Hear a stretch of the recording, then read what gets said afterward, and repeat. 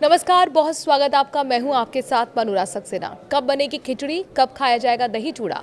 मकर संक्रांति पर एकादशी के साय से कंफ्यूजन बना हुआ है। चलिए इस कंफ्यूजन को दूर करते हैं। मकर संक्रांति 2026 को लेकर इस बार कंफ्यूजन की स्थिति बनी है क्योंकि ये पर्व एकादशी तिथि के साथ पड़ रहा है।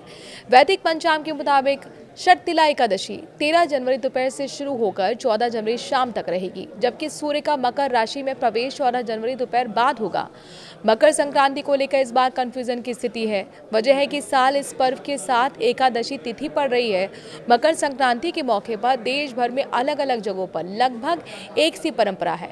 लोग स्नान करते हैं, दान करते हैं और फिर खिचड़ी खाते हैं। बिहार में इस दिन दही चूड़ा खाया जाता है। इन सारी परंपराओं और मान्यताओं के साथ एक मान्यता ये भी है कि एकादशी के दिन चावल नहीं खाया जाता है।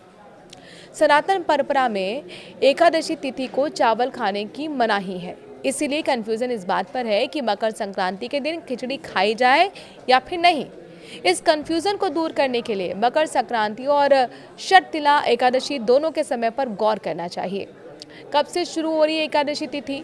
वैदिक पंचांग के मुताबिक षटतिला एकादशी तिथि की शुरुआत 13 जनवरी 2026 को दोपहर 3:17 से हो रही है। इसकी समाप्ति 14 जनवरी 2026 को शाम 5:52 पर होगी। सनातन परंपरा में उदय तिथि को मान्यता दी जाती है, इसीलिए षटतिला एकादशी का व्रत 14 जनवरी 2026 बुधवार को रखा जाएगा। अब इसी तरह मकर संक्रांति की तिथि पर ध्यान दें तो 14 जनवरी को मकर राशि में सूर्य का गोचर दोपहर के बाद हो रहा है। पंचांग के मुताबिक 14 जनवरी 2026 को दोपहर 3:07 पर सूर्य मकर राशि में प्रवेश करेंगे।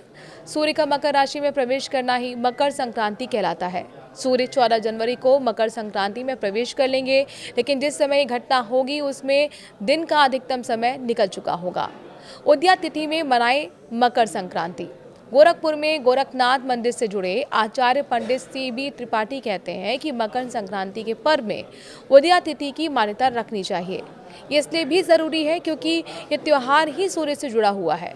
उदया तिथि सूर्योदय के साथ साथ लगने वाली तिथि को मान्यता देती है, इसीलिए मकर संक्रांति 15 जनवरी को ही मनानी चाहिए। इसे लेकर मकर संक्रांति में एकादशी तिथि की छाया भी नहीं रहेगी और स्नान दान के साथ खिचड़ी खाने की परंपरा का पालन भी हो जाएगा। इस बारे में और विस्तार से बताते हुए पंडित जी का कहना है कि बीते कुछ वर्षों पर ध्यान दे तो मकर संक्रांति 15 जनवरी को ही पड़ रही है। साल 2024 में मकर राशि में सूर्य का प्रवेश सुबह 9 बजे हुआ था। साल 2023 में भी मकर संक्रांति 15 जनवरी को ही मनाई गई थी। इसीलिए 14 या 15 जनवरी को लेकर कंफ्यूजन इसलिए हो गया है क्योंकि इस बार सूर्य का राशि परिवर्तन 14 तारीख में दोपहर बाद हो रहा है। लेकिन उदया तिथि की मान्यता को ले तो संक्रांति को 15 जनवरी को ही मनाया जाना चाहिए। सूर्य की राशि परिवर्तन पर आधारित त्योहार है मकर संक्रांति। आचार्य का कहना है कि मकर संक्रांति का त्योहार ना तो तारीख पर आधारित होता है, ना ही चंद्रमा की तिथियों पर। ये त्योहार सूर्य की तिथि और इसकी राशि पर प्रवेश पर आधारित है।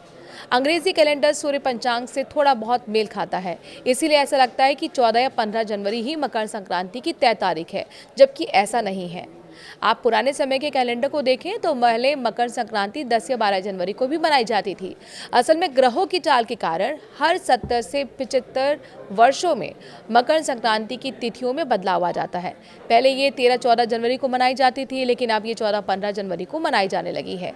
इस दिन पवित्र नदियों में स्नान, खिचड़ी का सेवन और तिल गुड़ के दान का खास महत्व है। ज्योतिष कहते हैं कि सूर्यदेव जब धनु राशि से मकर राशि में जाते हैं तो इस दिन मकर संक्रांति का त्योहार मनाया जाता है। सूर्य का ये राशि परिवर्तन पूरे भारत में मौसम बदलने की सूचना देता है और इसके बाद से धीरे धीरे दिन गर्म होने लगते हैं, धूप गुनगुनी होने लगती है और इसी दिन आहार, व्यवहार और विचार में भी बदलाव आता है। यानी तीनों में ही मेल जोल दिखाई देने लगता है। मेल जोल वाला आहार ही है खिचड़ी।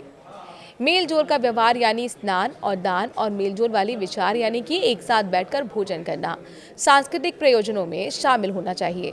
इसीलिए सूर्य जो हमारे जीवन में बदलाव लेकर आता है वो महत्वपूर्ण हो जाता है। इसीलिए महत्वपूर्ण हो जाती है मकर संक्रांति भी। आप सभी को मकर संक्रांति की अभी से बहुत शुभकामनाएं।